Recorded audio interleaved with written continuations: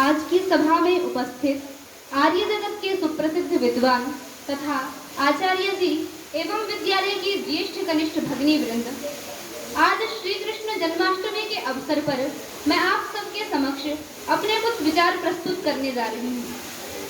श्री कृष्ण जी के बारे में अनेक मिथ्या भ्रांतियां फैली हुई हैं, जिनका निराकरण करना अत्यंत ही दुष्कर कार्य है, क्योंकि मिथ्या और अलौकिक घटनाओं की भस्म में सत्य रूपी अग्नि ऐसे विलुप्त हो गई है कि जिसका पता लगाना टेढ़ी खीर है।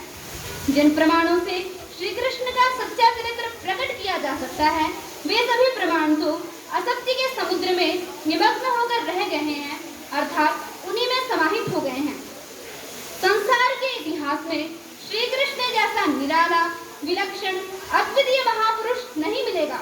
यदि किसी महापुरुष में वेद, दर्शन, योग, अध्यात्म, इतिहास, साहित्य, संगीत, कला, राजनीति, कूटनीति इत्यादि कलाओं का समावेश देखने चाहते हैं, तो वो केवल श्री कृष्ण ही हैं।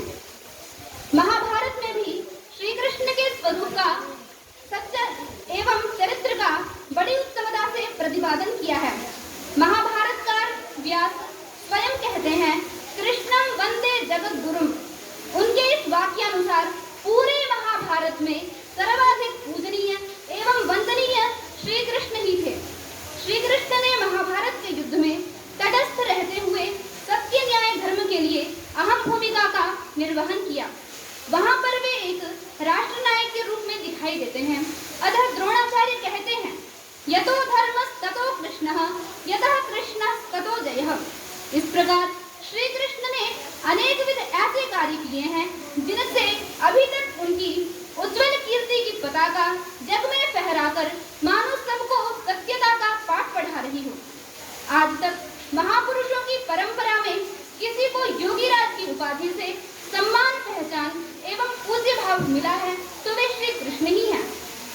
श्री कृष्ण जी ने गीता के माध्यम से जीवन जगत के लिए उपदेश दिए। वे युगों तक जन जन में जागृति का कार्य करते रहेंगे। तो श्री कृष्ण जी ने हमें अमृत रूपी उपदेश दिया और हमने क्या किया? हम महाभारत और गीता के कृष्ण को भूलकर पुराणों में कल्पित कृष्ण को मान बैठे हैं तथा उनके चरित्र पर कीचड़ उछालने का दुस्साहस कर रहे हैं।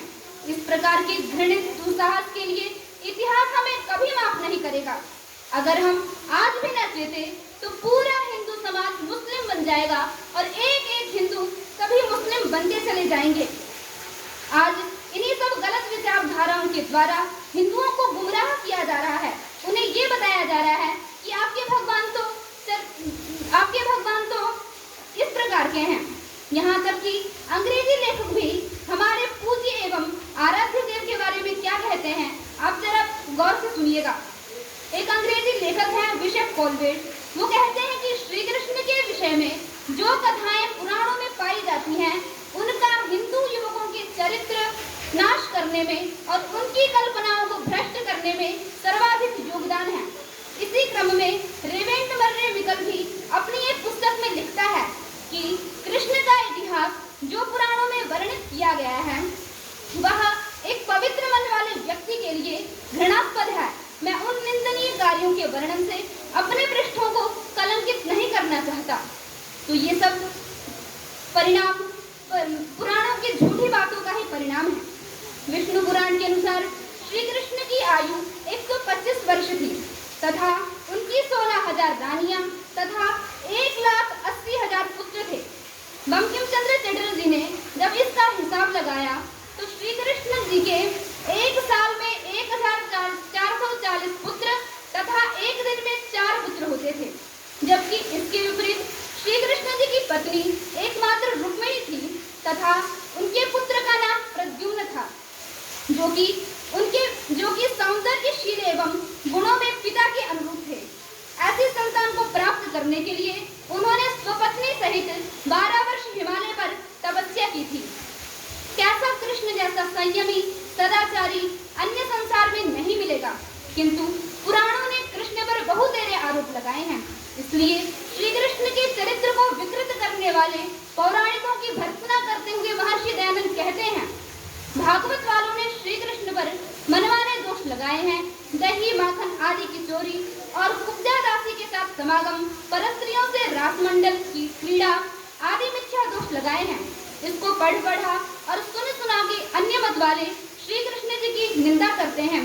जो यह भागवत ना होता तो श्री कृष्ण जी जैसे सदृश महात्माओं की झूठी निंदा क्यों कर होती।